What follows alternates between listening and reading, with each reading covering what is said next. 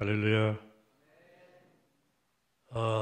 중한 질병이 두려운 것은 그것이 우리 삶을 송두리째 파괴하기 때문입니다. 인생을 파괴하는 것은 육신의 질병만이 아닙니다. 훨씬 더 위험한 질병이 있습니다. 바로 영혼의 질병입니다.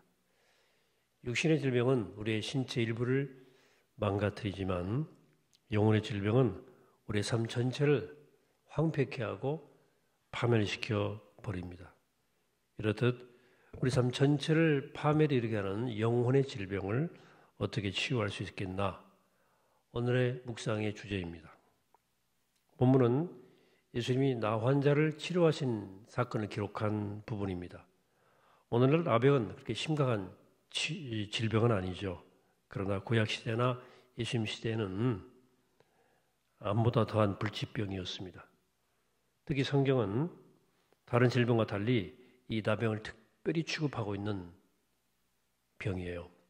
구약에서 나병 걸렸다가 치료된 경우가 딱 3번 기록되는데 3번 모두가 하나님 말씀에 순종한 것과 연관되어져 있습니다. 출애굽기 3장에 보시면 하나님이 모세를 부르셔서 바락에 가서 이스라엘 백성을 구원하라 하셨어요. 근데 모세가 순종하지 않으니까 그를 순종하도록 하기 위해서 하나님께서 이런 말씀하십니다. 4장 6절입니다. 출애굽기 내 손을 품에 넣어라 하시매 그가 손을 품에 넣었다가 내어보니 그 손이 나병이 걸려서 생겨서 눈같이 된지라. 손이 하얗게 나병 들었어요. 다시 손을 품에 넣어라. 그리고 다시 빼보라. 손이 또 살같이 다시 본래 살로 돌아왔어요.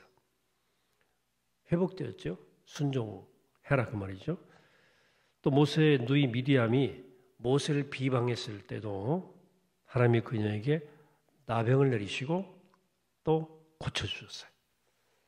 그 아람 왕의 군대 장관 나만 장군이 엘리사를 찾아왔을 때도 요단강에 7번 몸을 씻고 나서 나병이 깨끗이 나았다 하는 기록들이 있습니다. 순종과 관련되어 있어요. 성서에 따르면 나병은 보통 눈꺼풀이나 손바닥에 작은 반점 같은 것이 시작되어서 온몸 전체로 번져나가는, 몸의 모든 부위에 나병이 퍼지면 나중에 머리카락까지도 하얗게 새어버리죠. 온몸에 종기 부스러기 나죠. 피부는 물론 나중에는 이 관절과 뼈 골수까지 침투해서 마침내 장기까지 파괴시키는, 우리 몸을 완전히 망가뜨리는 무서운 질병이죠. 신체 모든 감각이 마비됩니다. 그래서 청각도 잃고 시각도 잃고 후각도 잃고 미각도 잃고 그렇게 돼요. 또 살이 썩어 들어가니까 냄새가 나가지고 정말로 저주스러운 질병 중에 하나입니다. 시체가 걸어다닌 것 같은 그런 질병입니다. 그래서 나병 걸리면 그 병 자체가 전염병이기 때문에 가족과 사회로부터 철저히 격리가 됐죠. 그렇게 사랑하는 가족과 자기 공동체로부터 격리된 다음에 얻는 감정이 뭘까요? 희독스러운 외로움이었습니다. 격리. 정상인들이 자기에게 접근하면 입을 가리고 소리쳐야 돼요. 나는 부정합니다. 나는 부정합니다. 그렇게 하지 않으면 정상인들이 돌들을 들어 나 환자를 쳐 죽여도 사회법에 저촉되지 않았습니다. 얼마나 괴로웠겠어요? 차라리 빨리 죽었으면 좋겠지만 그게 쉬운 일입니까? 마음대로 됩니까? 뿐만 아니라 그들은 율법에 의해서 부정한 자로 선포되었어요. 그래서 사람들은 그들을 보면 저 하나님께 벌 받았다 이렇게 생각했고 그래서 정죄했습니다. 사람들의 정죄는 둘째치고 먼저 그들 자신이 심한 자책감에 시달렸어요. 하나님이 나를 치셨구나. 하나님이 나를 버리셨구나. 거기에다가 그들을 더욱더 좌절시킨 것은 당시 나병을 치료할 방법이 전혀 없었다는 거예요. 그들은 치료받을 수 있다는 일말의 희망도 없이 하루하루 그렇게 피곤한 육신과 마음을 이끌고 저주스러운 삶을 연명하다가 죽어간 거예요. 오늘 본문에 예수님을 찾아온 사람은 바로 그런 사람이었습니다. 전혀 삶의 희망이 없는 사람이 예수님께 찾아온 거예요. 쉬운 일이 아닙니다. 이미 예수님은 많은 사람들로 둘러싸여 있었기 때문입니다. 그가 접근하다가 사람들에게 나병 환자임이 밝혀지는 날에는 예수님 만나지 못할 뿐더러 돌에 맞아 죽게 되어 있는 거죠. 다시 말하면 그런 자신의 생명을 내어놓고 예수님을 찾아온 거예요. 어차피 나병이 걸렸는데 이래 죽거나 저래 죽거나 마찬가지다. 이렇게 생각하는 사람도 있을 거예요. 그는 의사에게 물어보십시오. 사람이 심각한 질병에 걸리면 삶을 다 포기할 것 같지만 전혀 그렇지 않습니다. 그들 마음속에는 생명에 대한 집착이 더 커지는 거예요. 이건 인간의 거의 본능적인 현상입니다. 이 나병 환자 역시 살고 싶은 욕망이 있었어요. 자기 생명에 대한 집착이 있었습니다. 그런 그가 돌에 맞아 죽을지도 모르는 그 위험한 상황을 뚫고 예수 앞에 나와 꿇어 엎드려서 소리쳤죠. 주님이 원하시면 저를 깨끗하게 하실 수 있습니다. 놀라운 믿음입니다. 누가 이 나병을 고칠 수 그 당시 있었습니까? 아무도 없었거든요. 당시의 나병은 불치의 병이고 하나님이 내리신 형벌이었습니다. 그런 질병을 누가 고친단 말이에요? 그러나 그런 예수님 앞에 나와서 간구하고 외쳤습니다. 예수님, 당신이 원하시면 저를 고칠 수 있나이다. 저를 믿습니다. 예수님, 저를 고쳐주십시오. 얼마나 처절한 외침입니까? 그런 예수님을 좀 면밀하게 관찰했던 것 같아요. 성경도 좀 잘 알고 있었고 율법도 알고 있었고 그리고 어느 날 그런 예수님이 하나님이 보내시겠다고 약속하신 메시아인 것을 깨달았던 것 같아요.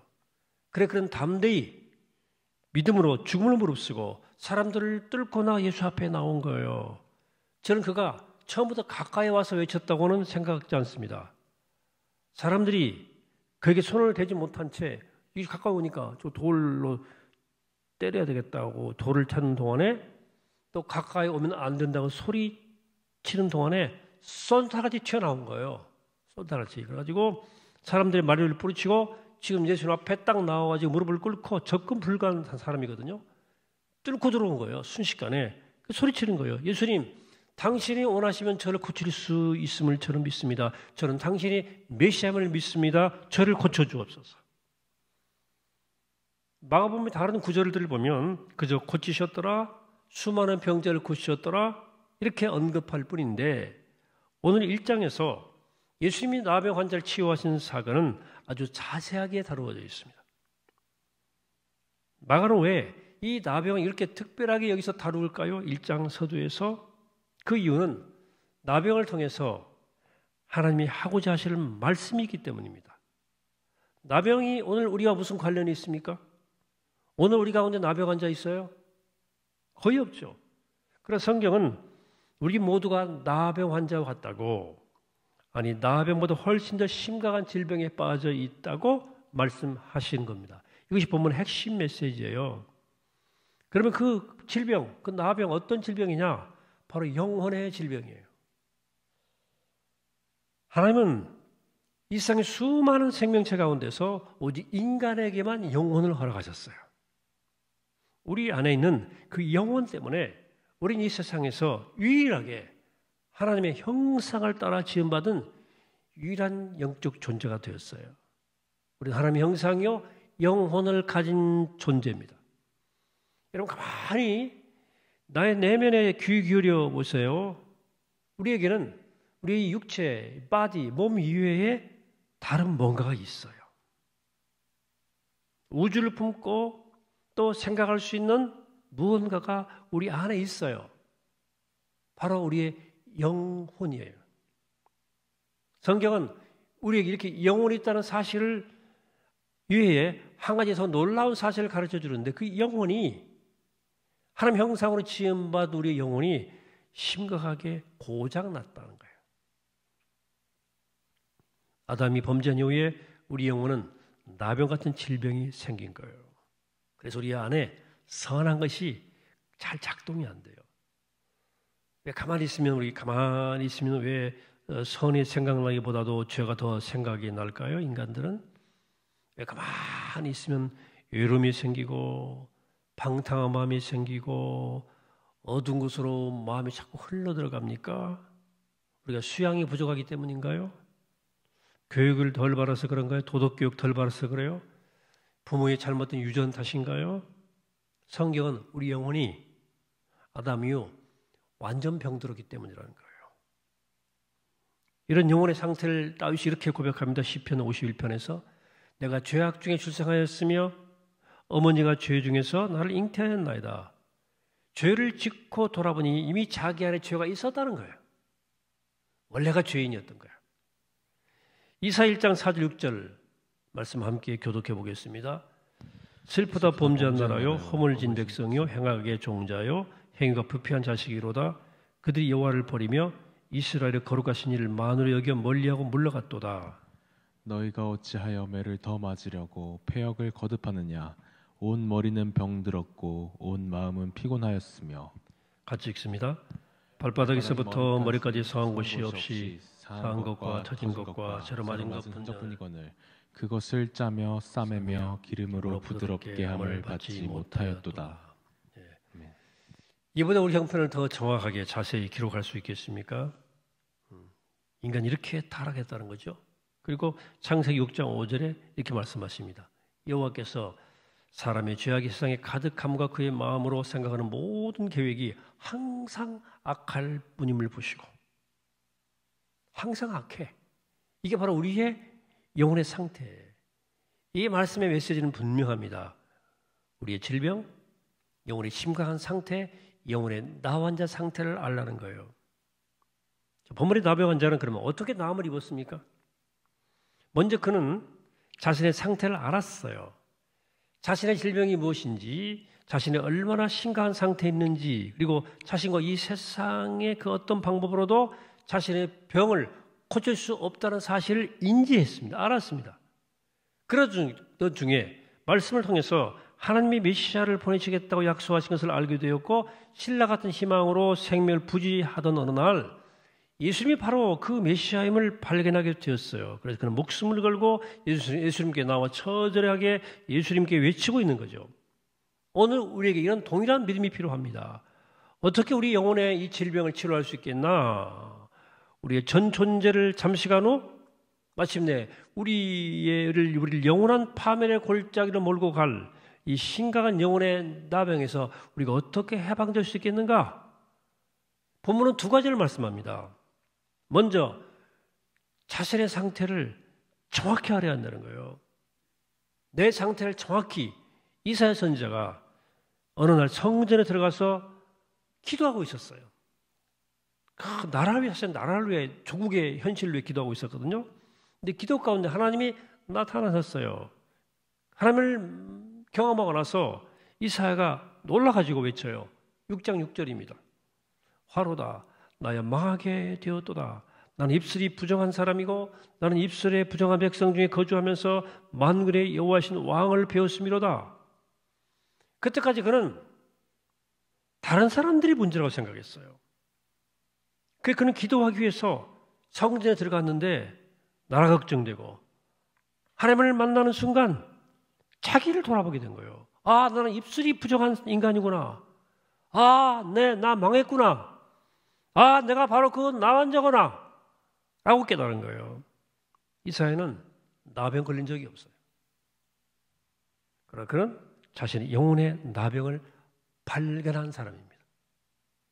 하나님을 만나는 순간 그동안 한 번도 돌아보지 않았던 자신의 영혼의 상태를 똑똑히 본 거예요. 남편 문제가 아니었어요. 아내 문제가 아니었어요. 자식 문제가 아니었어요. 바로 내가 문제였던 거예요. 내가. 화로다. 나야 망하게 되었구나 하고 엎드려 통곡합니다. 그때 하나님이 제단 가운데 천사를 보내서 그 입술에 숯불을 내시면서 그를 정결케 해주십니다. 그날 이사야의 영혼의 질병을 이사야는 치유받았습니다. 그리고 완전히 이사야는 그 이후 달라집니다. 이사야 그 전에 하나님 몰랐습니까? 그 전에 구원 못 받았나요? 구원 받았죠. 하지만 하나님 만나고 하나님 알고 난 이후에도 그는 여전히 영혼의 나병을 치유하지 못했어요. 판단하고 정죄하고 살았어요. 오늘 우리 또한 하나님의 눈으로 내 자신의 상태를 똑똑히 볼 수 있어야 돼요. 내가 누군지 알아야 돼요. 나를 직면해야 돼요. 두 번째로 우리는 예수 그리스도를 신뢰해야 돼요. 2000년 전에 나병 환자를 고쳐주셨던 예수님이 내 영혼의 나병을 치유하기 위해서 이 땅에 오신 하나님이라는 사실을 믿어야 됩니다. 주님 십자가에 돌아가심은 내 영혼의 나병을 그의 보혈로 치유하시기 위해서요. 주님은 우리 영혼을 구원하신 구주일 뿐 아니라 구원받고 난 이후에 생기는 모든 우리의 문제, 우리 마음에 모든 죄악과 몸의 질병까지도 고쳐주시는 구세주예요. 그러므로 자신의 상태를 정확히 알고 예수님이 누구신지를 알고 믿은 다음에 어떻게 해야 돼요? 주님께 굴에 엎드려 간구해야죠. 여러분 내 상태를 알면 여러 말이 필요 없어요. 내 상태를 알면 주님 고쳐주십시오. 제 마음에 선한 게 사실상 없습니다. 내가 예수 오래 믿었고 신앙생활을 오랫동안 했음에도 불구하고 여전히 세속적 가치관에 저를 완전히 지배하고 있습니다. 내 영혼 주여 병들었으니까 하나님 저를 고쳐주시고 제가 나병 환자입니다. 하나님 이대로 두시면 저 망합니다. 저 망해요. 고쳐주세요. 나병 환자 이렇게 외치자 주님 어떻게 하셨습니까? 오늘 41절입니다. 예수께서 불쌍히 여기사 손을 내밀어 그에게 대심히 이르시되 내가 원하노니 깨끗함을 받으라 하시니 그 나병이 그 사람에게서 떠나가고 어떻게 깨끗하여진지라. 예수님 우리 그런 상태를 불쌍히 여기시는 분이에요. 정죄치 않아요. 우리 아픔을 보시고 우리 아픔과 똑같은 아픔을 느끼시는 거예요. 공감. 손 내밀어 고쳐주십니다. 사람들은 나병 환자 가까이 하지 않았어요. 음식을 줘도 던져줬어요. 5m 정도 이렇게 던져줬어요. 걔한테 준 것처럼. 가족도 닿으면 옮는다 생각했기 때문에 그래요. 예수님은 말씀만으로 충분히 하실 수 있으셨지만 그에게 손을 대고 말씀하십니다. 내가 원하노니 깨끗함 받아라. 말씀하신 것입니다. 우리 모든 문제는 뿌리가 죄예요. 모든 문제. 물론 모든 병이 죄의 결과는 아니지만 또 많은 질병과 고난의 뿌리에 죄가 있는 것도 사실입니다. 그리고 이 땅에 우리가 사는 동안에 반드시 시급하게 고쳐야 할 질병은 바로 영혼의 질병입니다. 우리의 삶을 저주로 몰아넣는 영혼의 질병을 치료하기 위해서는 바로 어떻게 자신을 올바로 진단해야 돼요. 나의 모든 문제가 나의 영혼이 병들므로 찾아왔음을 시인해야 돼요.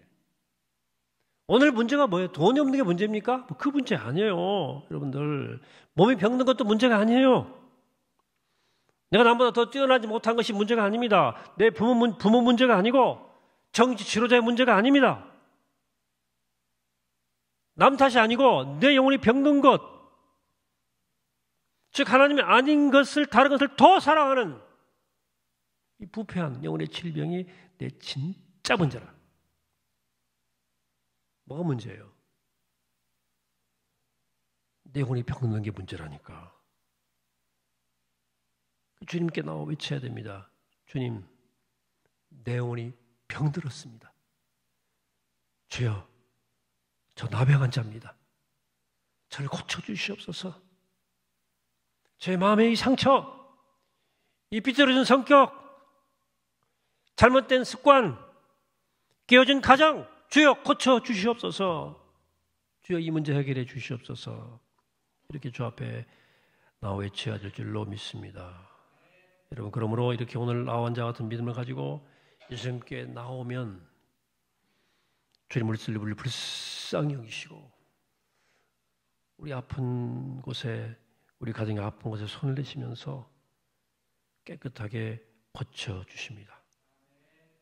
그러므로 상한 마음 가지고 예수님께 나와서 깨끗하게 치유받는 체험을 통해서 정말 진정한 은혜를 누리시는 복된 우리 모두가 되기를 이 시간 주의 이름으로 간절히 축원합니다. 기도하겠습니다. 거룩하신 하나님, 우리의 모든 문제의 본질에는 우리 영혼의 질병이 있습니다. 우리의 진짜 문제는 환경도 아니고 내 주위 사람 누군가도 아니고 내 영혼이 병들었기 때문에 온 문제임을 깨닫고 주님께 나와 외치게 하시옵소서. 주님, 제가 영혼의 나환자입니다. 내가 병들었습니다. 주여 나를 고쳐주시옵소서. 주 앞에 기도하는 가운데 주님 불쌍히 여기심을 받고 주님이 치유의 선을 통해서 회복되어지고 깨끗함 얻는 자유한 영혼으로 살아갈 수 있도록 하여 승리할 수 있도록 하여 축복을 누릴 수 있도록 함께하여 주옵소서. 감사드리옵고 예수님 이름으로 기도합니다. 아멘.